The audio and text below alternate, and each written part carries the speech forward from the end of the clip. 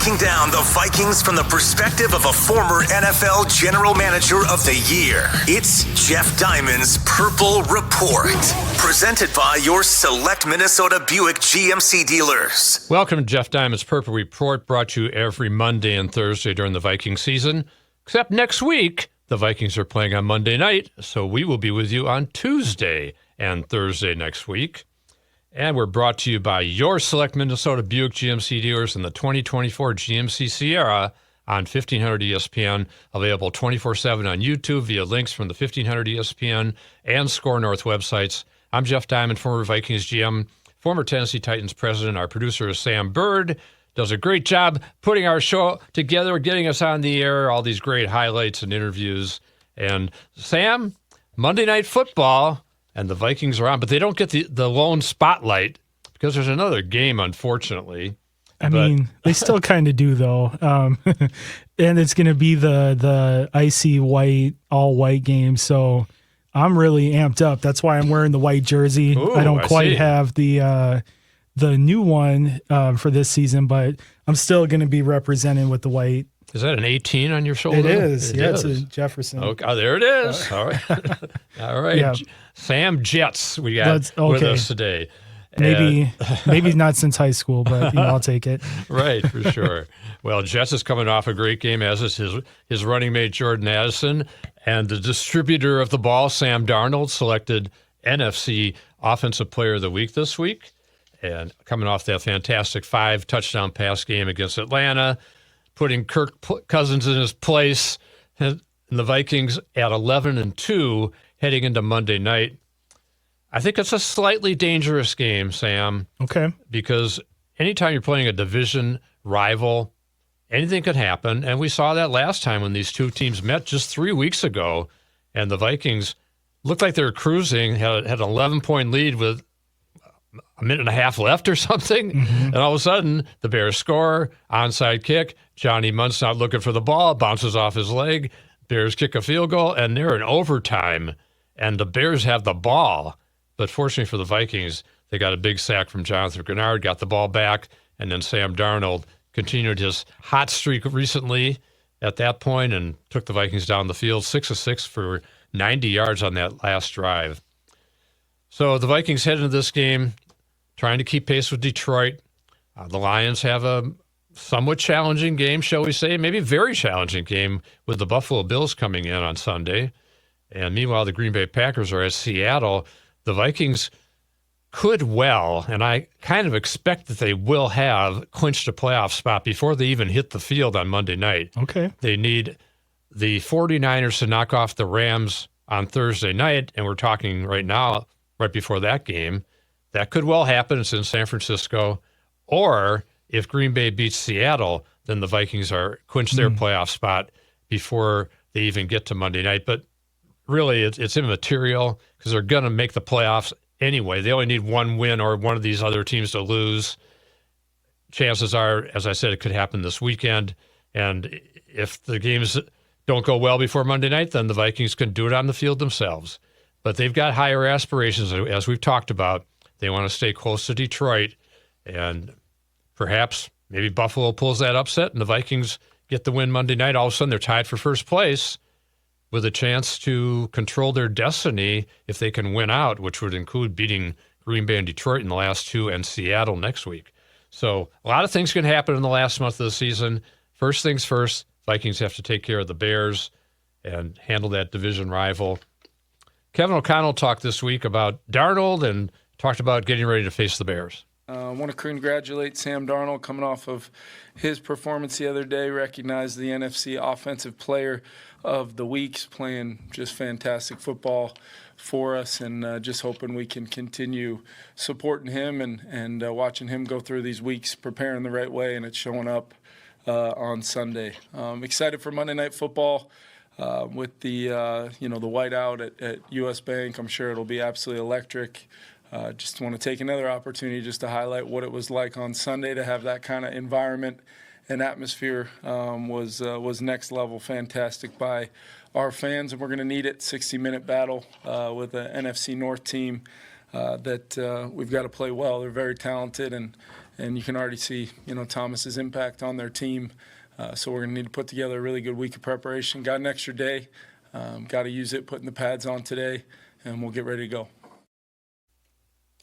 Bears are coming off a dreadful performance in San Francisco last Sunday. They lost 38-13. Caleb Williams was sacked 7 times in the game. The Bears, Sam, had 4 yards of net offense in the first half as they were drilled 24-0 at the half and end up losing by 25 points. I expect them to play a better game on Monday night.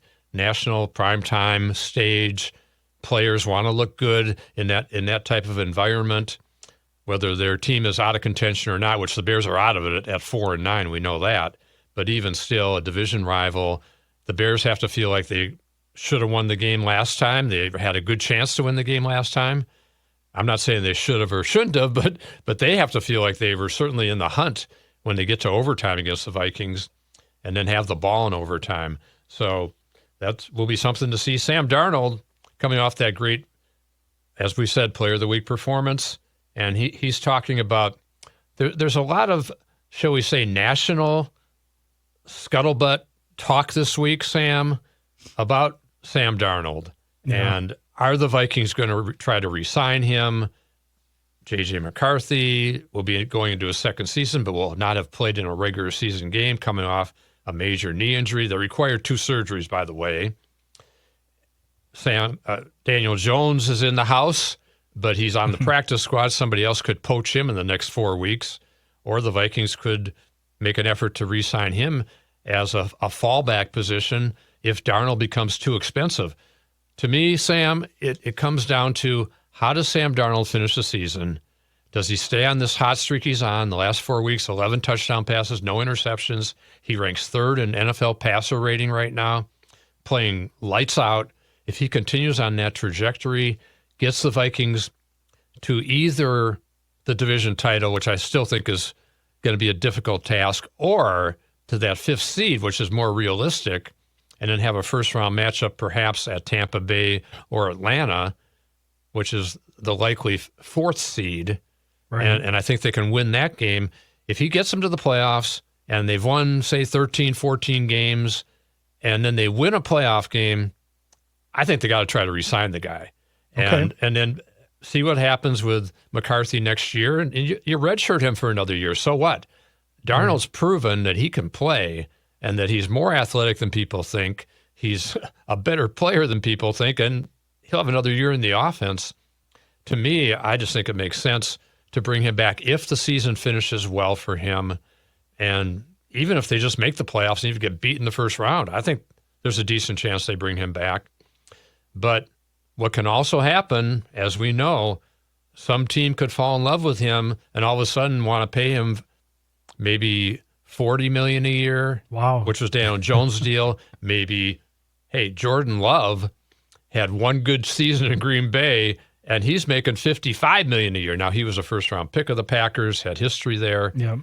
To me, if you can get Darnold for the Baker Mayfield contract, which was $100 million over 3 years, $33 million a year, and not a huge signing bonus, so the dead money hit if they had to cut him is something that they could live with in either more likely in 2026, that maybe there's about $15 million left of dead money. They can absorb that on their cap. They absorbed $25 million on Cousins this year. So I think that's going to be the fascinating story for the offseason, and it's going to continue to be a point of conversation the rest of this season.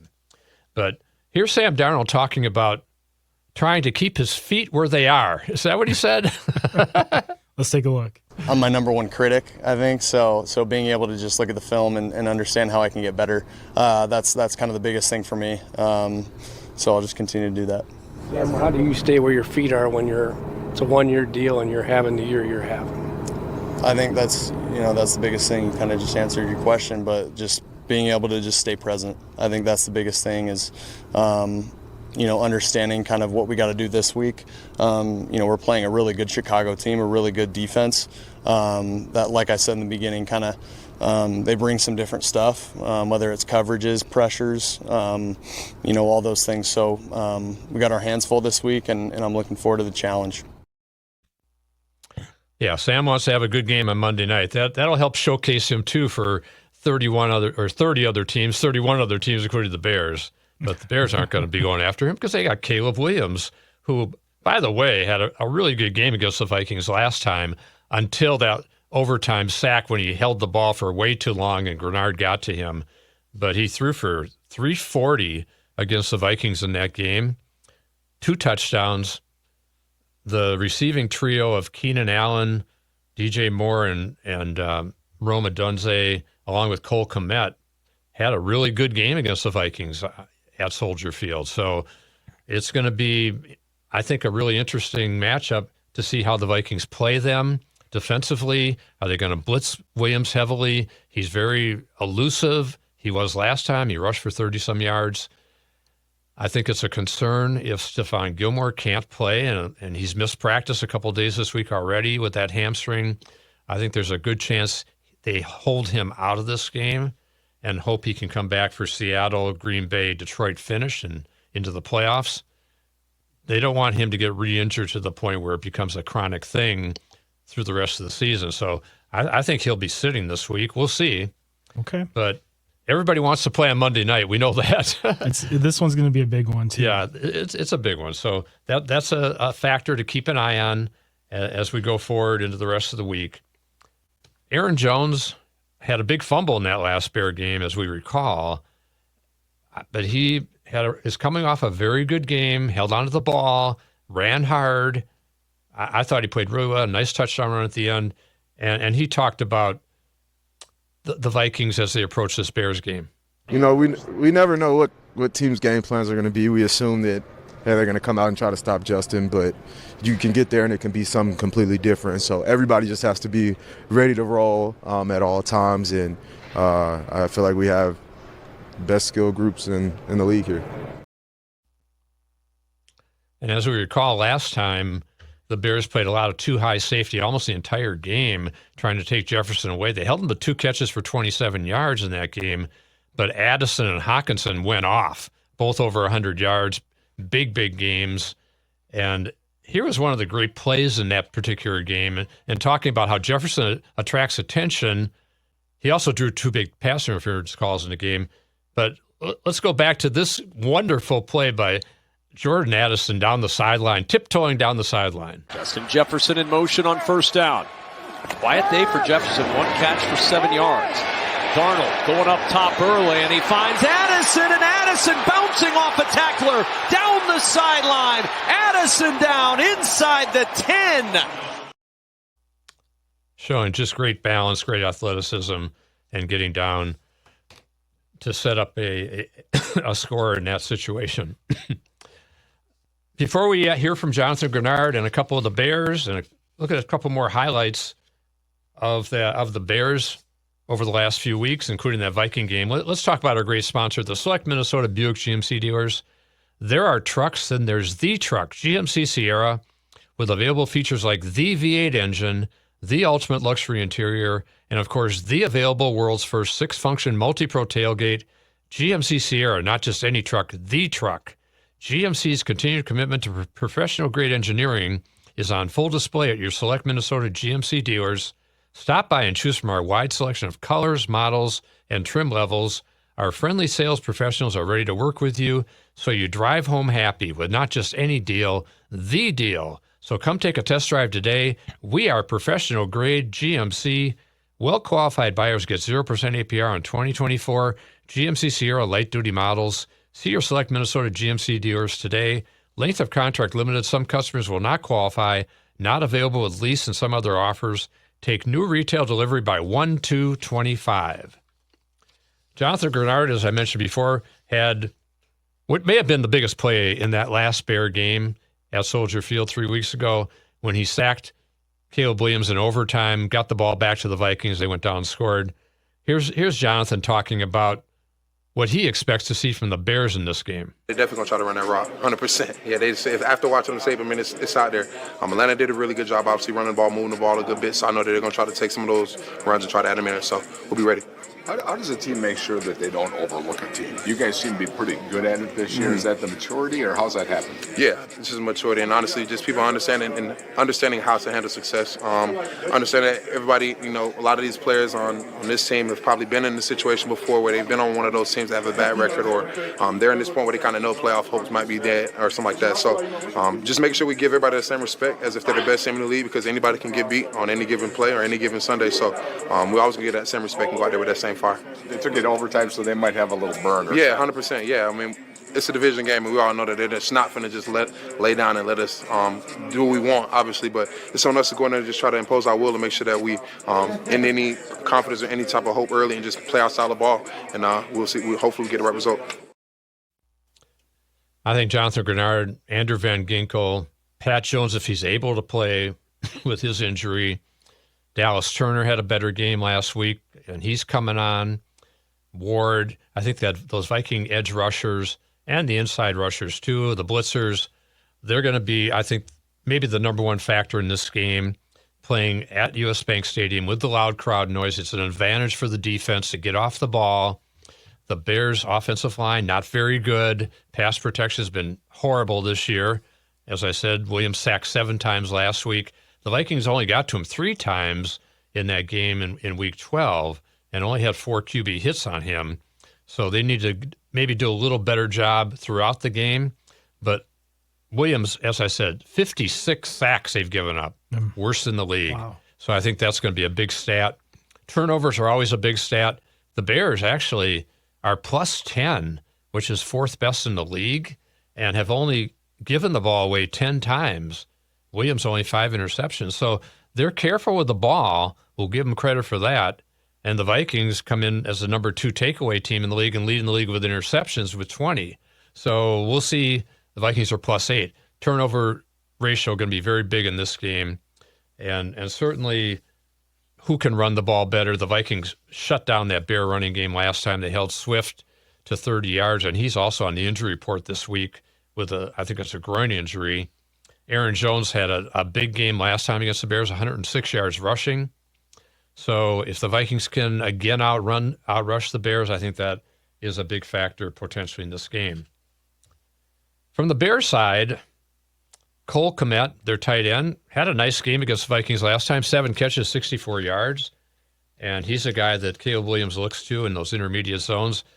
He talked about facing that Vikings defense. Yeah, I mean, obviously seeing the stuff that they've done and that they continue to do throughout the year with the pressure looks. And so just having answers to that. And, we got to be able to run the ball. And we haven't really done that too well the past few weeks. So we got to be able to run the ball on these guys and just execute when it comes down to them showing their pressure looks and all those things. So we just got to be on the details in that regard. And safety Jonathan Owens, he had an interception last week. He was talking about George Kittle and the tight ends having a lot of success against the Bears. As we said, Hockenson, a big game last time, 7 catches, 114 yards. Kittle had 6 for 151 last week. And before we hear from Owens, let's look at one of those plays by George Kittle in that game last week, and then we can hear what Owens has to say about it. 3 wide receivers set. 1st and 10 from the Chicago 40. Off the play fake. Catch is made by the tight end Kittle. Inside the 20, the 15, and finally taken down inside the 10-yard line of the Bears. Now, George Kittle, an all-pro tight end, and T.J. Hawkinson's a Pro Bowl tight end too. But as you can see in that particular play, they ran a tight end screen and did that several times. Also hit Kittle on some intermediate passes wide open. And same thing with Hockenson against the Bears last time. So I expect Hockenson to have a big, big role in this game, especially if the Bears try to lock down Jefferson again. So we'll see how that one plays out. But Jonathan Owens talking about, he thought that Kyle Shanahan called some good plays. They had some good play calling. He got screens. Those are a big part of his explosives. You do a play action and you get guys, running back and you run a screen. So it's just good play calling by them. So hats off to him. Like I said, it's just we're like when we're all doing our job and everyone's on the same page and just, being where you're supposed to be. That's really how you stop that. So I wouldn't say it's like a thing with tight ends. It was I give it to the play call. Well, he's facing a really good play caller this week too, in Kevin O'Connell, and I expect the Vikings to mix it up, that run and pass, and throwing some screens at the Bears, as the 49ers did. They're studying that tape very hard this week to see what the 49ers were so effective with against Chicago. The Bears come in, they've got the defense that was a top 10 defense early in the year. Let's remember, even back in after week 6, the Bears were 4-2. And every team in the NFC North had a winning record at that point. That's right.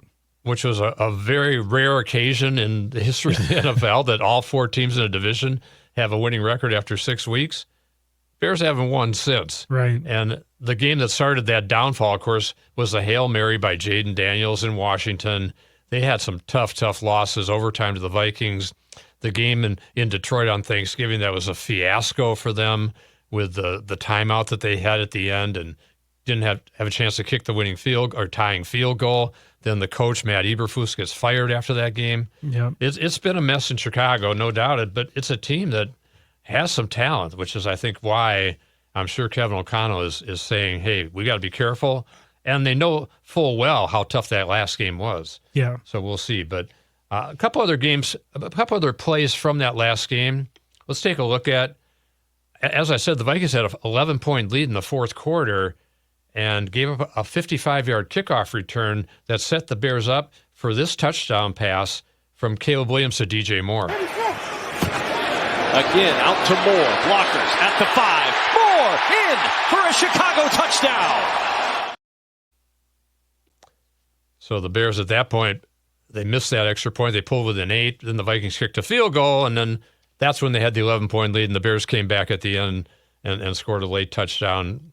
2-point conversion, got into overtime. And in that overtime, been talking about the tight end, talking about TJ Hawkinson. Here's the big play he made in overtime, 29-yard pass reception that set up the winning field goal. 2nd and 8. Darnold off the play fake. Wide open at the 20 is Hawkinson. Down the sideline, inside the 10 and out of bounds at the 9. And the Vikings went on to win that game. Bears have lost a couple since, including that just dreadful game last week. In that game, there was a weird play where Caleb Williams was charged with a fumble. Kind of looked like a incomplete pass, but it kind of shows the way the Bears' luck has been going lately. I mean, Jeff, we talked about this before we went on the air. I don't understand how that's a fumble. And they had the virtual assistant, whatever the VAR thing is. Yeah. And they called it a fumble. Yeah. Even the fans were shocked by it in San Francisco. Yeah, it's crazy. And if that was one of the 7 sacks, I guess they would charge. Yeah. They probably should have only had 6 sacks. But here's that play.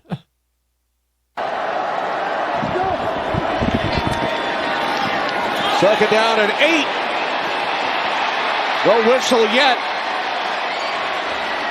So they say Williams' hand moving forward before the ball came out. Most definitely is. Was released. There was no challenge on the field after replay assist. It is a fumble.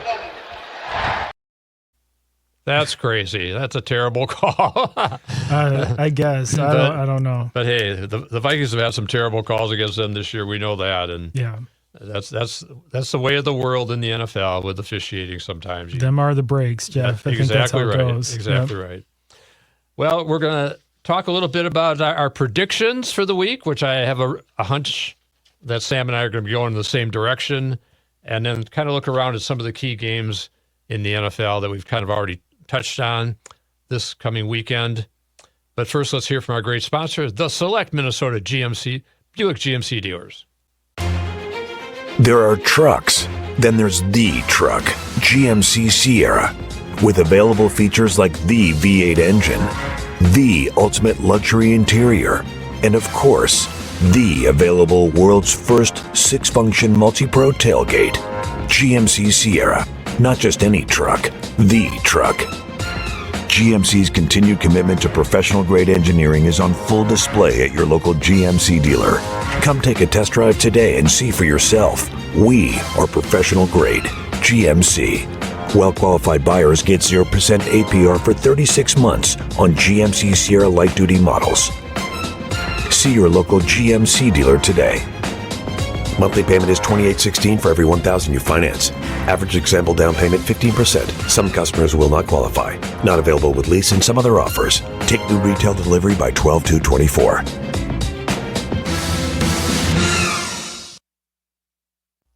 As I said, a couple other keys to the game, I think, this week, Sam.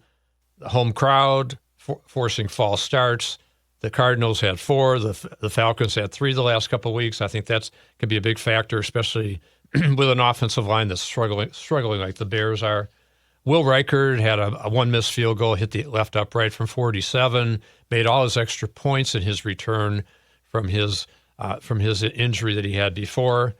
And so Will needs to make his field goals, and maybe the Vikings get another block kick. They had a blocked field goal against Cairo Santos in that last Bear game, and that followed when he had a block kick against Green Bay that cost them the game. That's right. So that's something I'm sure the Vikings are talking about with special teams.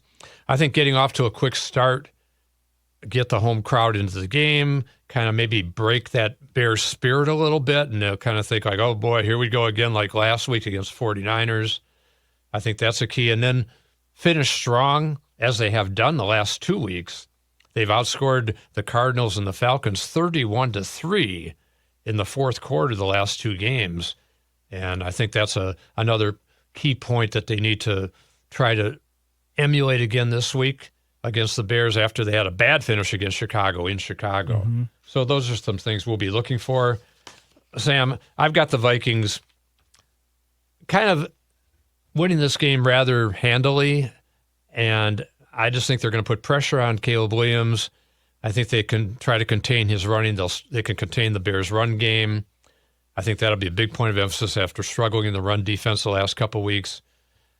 I'm a little concerned about no Stephon Gilmore if he's not in there, but I just think that the pass rush will be effective enough to kind of discombobulate Williams a little bit. The crowd noise may get him a little flustered. And I think that Sam Darnold will stay very efficient with hitting Hawkinson a bunch and Addison. I think Jefferson will have a bigger game than last time against the Bears. I just don't think they're going to lock down on him as much as they did. And I think that Aaron Jones can run the ball against that defense. They're 26th against the rush, Chicago. So I'm sure the Vikings are going to try to, again, establish that running game. I like the Vikings this game. I'm going to call it 30-17. Oh, Jeff, I don't like how close we are. Well, look, I'll tell you that I agree. And in the time that I've been doing this show with you, Jeff, I think when the Vikings played in Chicago a couple of weeks ago, that was the closest I came to picking the Vikings to lose a game. I'm not doing that again this time. I think the Vikings are 7-point favorites in this game. That's what I was just looking at. It's going to be a nationally televised game. The crowd is going to be unbelievably ready to go for this one. They're having the all-white jerseys the first time they're wearing the white helmets ever. It's going to be a special game, a special night. The players will be into it. I had it actually at 34-20.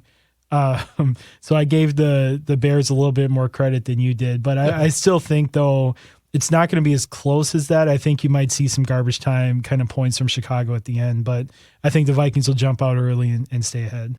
Yeah, I think the Vikings would like to do that. I think that Kevin O'Connell would like to have another end of game like he had against Atlanta, where he could put in the substitutes and get Aaron Jones some rest.